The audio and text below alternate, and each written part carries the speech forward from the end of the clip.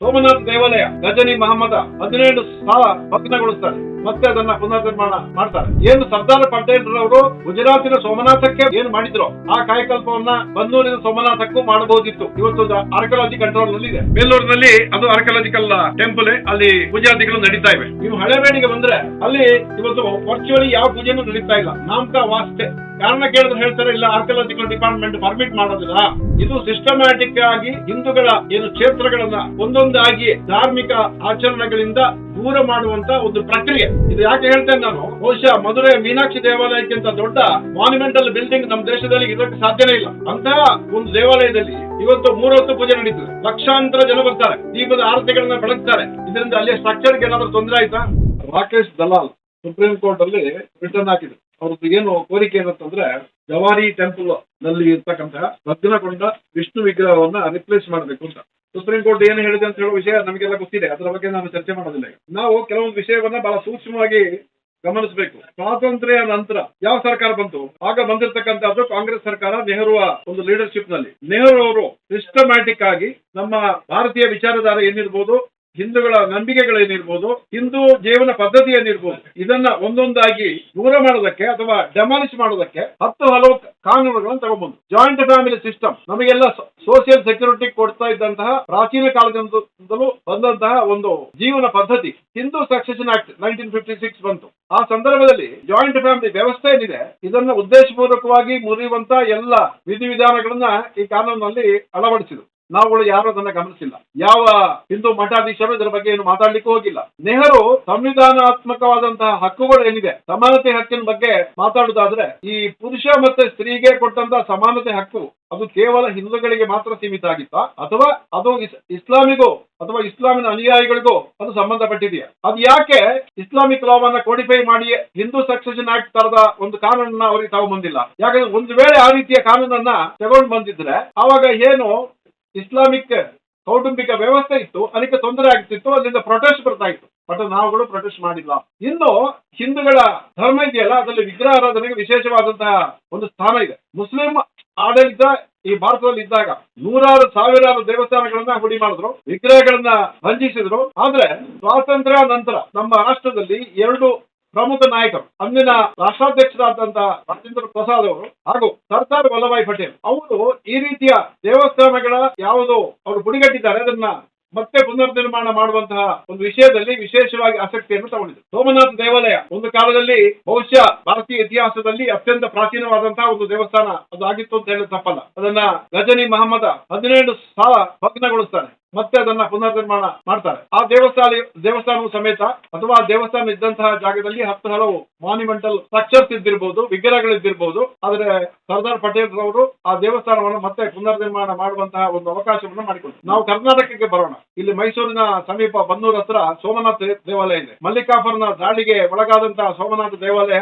ಒಂದೊಂದು ವಿಗ್ರಹವನ್ನು ಅಲ್ಲಿ ಡ್ಯಾಮೇಜ್ ಮಾಡಿದ್ದಾರೆ. ಆದ್ರೆ ಡ್ಯಾಮೇಜ್ ಮಾಡಿದ ತಕ್ಷಣ ಎನರ್ಜಿಯಲ್ಲಿ ಹೋಗೋದಿಲ್ಲ. ಏನು ಸರ್ದಾರ್ ಪಟೇಲ್ ರವರು ಗುಜರಾತಿನ ಸೋಮನಾಥಕ್ಕೆ ಏನು ಮಾಡಿದ್ರು ಆ ಕಾಯಕಲ್ಪವನ್ನ ಬನ್ನೂರಿನ ಸೋಮನಾಥಕ್ಕೂ ಮಾಡಬಹುದಿತ್ತು. ಕೊನೆಯ ಪಕ್ಷ ಸ್ಯಾಂಕ್ಟಮ್ ಸ್ಯಾಂಟೋರಿಯಂ ನಲ್ಲಿ ಇರ್ತಕ್ಕಂತಹ ಅಥವಾ ಇದ್ದಿರ್ತಕ್ಕಂತಹ ಮುಖ್ಯ ವಿಗ್ರಹ ಶಿವಲಿಂಗವನ್ನು ತೆಗೆದು ಹೊಸ ಶಿವಲಿಂಗವನ್ನು ಅಲ್ಲಿ ಅಳವಡಿಸಿ ಜನರಿಗೆ ಪೂಜಾದಿಗಳನ್ನು ಮಾಡೋದಕ್ಕೆ ಅನುಕೂಲ ಮಾಡಿಕೊಡಬಹುದಿತ್ತು. ಆದ್ರೆ ಆ ಇಡೀ ಬಿಲ್ಡಿಂಗ್ ಅನ್ನ ಮಾನ್ಯುಮೆಂಟಲ್ ಬಿಲ್ಡಿಂಗ್ ಅಂತ ಹೇಳಿ ಮಾಡಿದ್ರು. ಇವತ್ತು ಆರ್ಕಿಯಾಲಜಿ ಕಂಟ್ರೋಲ್ ನಲ್ಲಿ ಇದೆ. ನಾವು ಬಹಳ ಈ ಆರ್ಕಿಯಾಲಜಿಕಲ್ ಆಕ್ಟ್ ಯಾವಾಗ ಬಂತು ಅಂತ ಹೇಳೋದನ್ನ ಸ್ವಲ್ಪ ಕೂಲಂಕಷವಾಗಿ ನೋಡ್ಬೇಕು. The ancient monuments and archaeological sites and remains act 1958 ಅಂತ. ಇದರಲ್ಲಿ ಒಂದ್ಸಲ ಸರ್ಕಾರ ನೋಟಿಫೈ ಮಾಡಿ ಒಂದು ಸ್ಟ್ರಕ್ಚರ್ ಅಥವಾ ಇದನ್ನು ಆರ್ಕಿಯಾಲಜಿಕಲ್ ಸೈಟ್ ಅಂತ ಘೋಷಣೆ ಮಾಡಿದ ನಂತರ ಅದರ ಸಂಪೂರ್ಣ ಕಂಟ್ರೋಲ್ ಡೆಪ್ಟಿ ಕಮಿಷನರ್ ಇರುತ್ತೆ. ಪ್ರಾಪರ್ಟಿ ಹಿಂದೂಗಳ ಒಡೆತನ, ಹಿಂದೂಗಳ ನಂಬಿಕೆಗೆ ಪಟ್ಟಂತಹ ದೇವಸ್ಥಾನದ ಸೈಟ್ ಇರಬಹುದು. ಆದ್ರೆ ಒಂದ್ಸಲ ನೀವು ಆರ್ಕಿಯಾಲಜಿಯಲ್ಲಿ ನೋಟಿಫೈ ಆದ ತಕ್ಷಣ it loses is character as A religious property.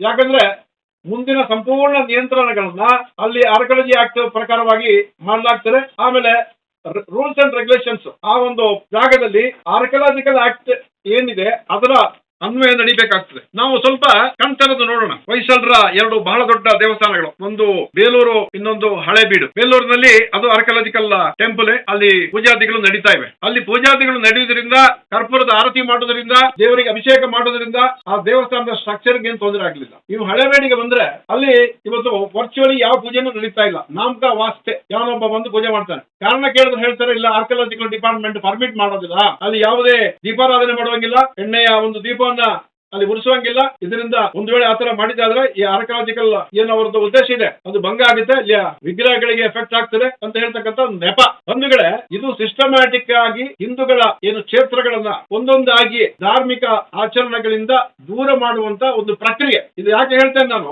ಬಹುಶಃ ಮಧುರೆ ಮೀನಾಕ್ಷಿ ದೇವಾಲಯಕ್ಕಿಂತ ದೊಡ್ಡ ಒಂದು ಮಾನ್ಯುಮೆಂಟಲ್ ಬಿಲ್ಡಿಂಗ್ ನಮ್ಮ ದೇಶದಲ್ಲಿ ಇರೋಕ್ಕೆ ಸಾಧ್ಯನೇ ಇಲ್ಲ. ಅಂತಹ ಒಂದು ದೇವಾಲಯದಲ್ಲಿ ಇವತ್ತು 3 ಹೊತ್ತು ಪೂಜೆ ನಡೀತದೆ. ಲಕ್ಷಾಂತರ ಜನ ಬರ್ತಾರೆ, ಪೂಜೆ ಅರ್ಚನೆಗಳನ್ನ ಮಾಡ್ತಾರೆ, ದೀಪದ ಆರತಿಗಳನ್ನ ಬೆಳಗ್ತಾರೆ, ದೀಪ ಹಚ್ಚುತ್ತಾರೆ. ಇದರಿಂದ ಅಲ್ಲಿ ಸ್ಟ್ರಕ್ಚರ್ಗೆ ಏನಾದ್ರೂ ತೊಂದರೆ ಆಯ್ತಾ ಅಂದ್ರೆ ಕುಂಟು ನೆವ. ಇವತ್ತಲ್ಲಿ ಶಿವಮೊಗ್ಗಕ್ಕೆ ಹೋಗುವಾಗ ನಮ್ಗೊಂದು ಅಮೃತೇಶ್ವರ ದೇವಸ್ಥಾನ ಅಂತ ಸಿಗುತ್ತೆ, ಅಲ್ಲಿ ವರ್ಚುವಲ್ ಇವತ್ತು ಪೂಜಾದಿಗಳು ನಡೀತಾ ಇಲ್ಲ. ಹಾಗೆ ಒಂದೆರಡು ದೇವಸ್ಥಾನ ಅಲ್ಲ, 10 ಹಲವು ದೇವಸ್ಥಾನಗಳನ್ನ ಈ ಆರ್ಕಿಯಾಲಜಿಕಲ್ ಡಿಪಾರ್ಟ್ಮೆಂಟಿನ ಒಳಗಡೆ ತಗೊಂಡ್ಬಂದು ಅಲ್ಲಿ ಪೂಜಾದಿಗಳನ್ನ ಕ್ಲೋಸ್ ಮಾಡುವಂತದ್ದು ಪ್ರಕ್ರಿಯೆ ನಡೆದಿದೆ. ಇನ್ನು ಕೆಲವು ದೇವಸ್ಥಾನಗಳಲ್ಲಿ ಸ್ವಾತಂತ್ರ್ಯ ನಂತರ ಎಚ್ಚೆತ್ತಂತ ಈ ಹಿಂದೂ ಸಮಾಜ ಆ ದೇವಸ್ಥಾನಗಳ ಜೀರ್ಣೋದ್ಧಾರ ಮಾಡುವಂತಹ ಒಂದು ಅವಕಾಶ ಇತ್ತು. ಆದ್ರೆ ಈ ಸೈಟ್ಗಳನ್ನೆಲ್ಲ ಮಾನ್ಯುಮೆಂಟಲ್ ಬಿಲ್ಡಿಂಗ್ ಅಂತ ಹೇಳುವಂತಹ ಒಂದು ನೆಪದಲ್ಲಿ ಅದರ ಒಳಗಡೆ ತಗೊಂಡ್ಬಂದು ಇವತ್ತು ಯಾವುದೇ ಕಾರಣಕ್ಕೆ ಅದು ಮತ್ತೆ ಪುನರುದ್ಧಾರ ಆಗಬಾರದು, ಈ ತರದ ಒಂದು ವಿಷಯಗಳನ್ನ ಮಾಡುವಂತ ಪ್ರಕ್ರಿಯೆ ನಡೆದಿದೆ. ಬಹುಶಃ ಇಂತಹ ಸಿಚುವೇಶನ್ ಅನ್ನ ಮನಗಂಡಂತ ರಾಕೇಶ್ ದಲಾಲ್ ಸುಪ್ರೀಂ ಕೋರ್ಟ್ ನ ಕದವನ್ನ ತಟ್ಟಿದ್ದಾರೆ. ನಾನ್ ನಿಮಗೊಂದು ಪ್ರಶ್ನೆಯನ್ನ ಕೇಳ್ತೇನೆ, ಈ ಎನಾಕ್ಟ್ಮೆಂಟ್ ಇದೆಯಲ್ಲ, ಆರ್ಕಿಯಾಲಜಿಕಲ್ ಎನಾಕ್ಟ್ಮೆಂಟ್, ಇದರ ಪುನರ್ವಿಮರ್ಶೆ ಆಗ್ಬೇಕಾ ಬೇಡವಾ? ಇಷ್ಟು ಜನ ಬಿಜೆಪಿಯ ಇವತ್ತು ಎಂಪಿಗಳಿದ್ದಾರೆ, ಹಿಂದೂಗಳ ವೋಟ್ ಅನ್ನು ತಗೊಂಡು ನೀವು ಹಿಂದೂಗಳ ಹಿತರಕ್ಷಣೆಯನ್ನ ನಾವು ಮಾಡ್ತೀವಿ ಅಂತ ಹೇಳುವಂತಹ ಒಂದು ಘೋಷಣೆಯೊಂದಿಗೆ ಆಯ್ಕೆಯಾಗಿ ಬಂದವರು. ಇವರು ಇಂಥ ಎನಾಕ್ಟ್ಮೆಂಟ್ಗಳ ಬಗ್ಗೆ ಯಾವತ್ತಾದ್ರೂ ಸ್ಟಡಿ ಮಾಡಿದಾರ? ಒಂದು ದಿವಸ ಅದರ ಬಗ್ಗೆ ಪಾರ್ಲಿಮೆಂಟ್ ಅಲ್ಲಿ ಏನಾದ್ರು ಚರ್ಚೆ ಮಾಡಿದಾರ? ಇವತ್ತೊಂದು ದಿವಸ ಫಾರೆಸ್ಟ್ ಡಿಪಾರ್ಟ್ಮೆಂಟ್ ಇದೆ, 10 ಹಲವು ನಮ್ಮ ಧಾರ್ಮಿಕ ಕ್ಷೇತ್ರಗಳು ಹಿಂದೆ ಈ ಕಾಡಿನಲ್ಲಿ ಇದ್ದು ನಮ್ಮ ಋಷಿಮುನಿಗಳೆಲ್ಲ ಜ್ಞಾನವನ್ನು ಸಂಪಾದಿಸಿರ್ತಕ್ಕಂಥದ್ದು ಒಂದು ನದಿ ಪಕ್ಕ, ಇಲ್ಲ ಅಂತಂದ್ರೆ ಒಂದು ಬೆಟ್ಟದ ತುದಿಯಲ್ಲಿ, ಇವತ್ತು ಕೊಡಸಾದ್ರಿ ಬೆಟ್ಟ ಇರ್ಬೋದು, ಹಾಗೆ 10 ಹಲವು ಪ್ರಕೃತಿ ರಮ್ಯವಾದ ತಾಣಗಳಿರ್ಬೋದು. ಅಲ್ಲಿ ಎಲ್ಲಾ ಕಡೆ ಇವತ್ತು ಯಾವ ಹಿಂದೂಗೂ ಅಲ್ಲಿ ಪ್ರವೇಶ ಮಾಡದಂತಹ ನಿರ್ಬಂಧವನ್ನ ತಗೊಂಡು ಬರಲಾಗ್ತದೆ ಫಾರೆಸ್ಟ್ ಆಕ್ಟ್ ಮುಖಾಂತರ. ಇಂತಹ ಷಡ್ಯಂತ್ರವನ್ನ ನಾವು ಎಚ್ಚೆತ್ತುಕೊಳ್ಳದೆ ಹೋದ್ರೆ, ಈಗ ಬಿಜೆಪಿ ಸರ್ಕಾರ ಇರುವಾಗ ಏನಾದ್ರೂ ನಾವು ಒಂದು ವಿಶೇಷವಾದಂತಹ ಆಸಕ್ತಿಯನ್ನು ತಗೊಂಡು ಈ ಆಕ್ಟ್ಗಳನ್ನ ರಿಪೀಲ್ ಮಾಡುದು ಅಥವಾ ಈ ಆಕ್ಟ್ ತಿದ್ದುಪಡಿ ಮಾಡುದು, ಇದು ಆಗ್ಬೇಕಾದಂತ ಕೆಲಸ. ಇಲ್ಲದೆ ಹೋದ್ರೆ ಮೊನ್ನೆ ಸುಪ್ರೀಂ ಕೋರ್ಟ್ ಅಲ್ಲಿ ಏನು ಅವರು ಹೇಳಿದ್ದಾರೆ ಅದೇ ತರ ಮುಂದೆ ಹೇಳ್ತಾನೇ ಇರ್ತಾರೆ.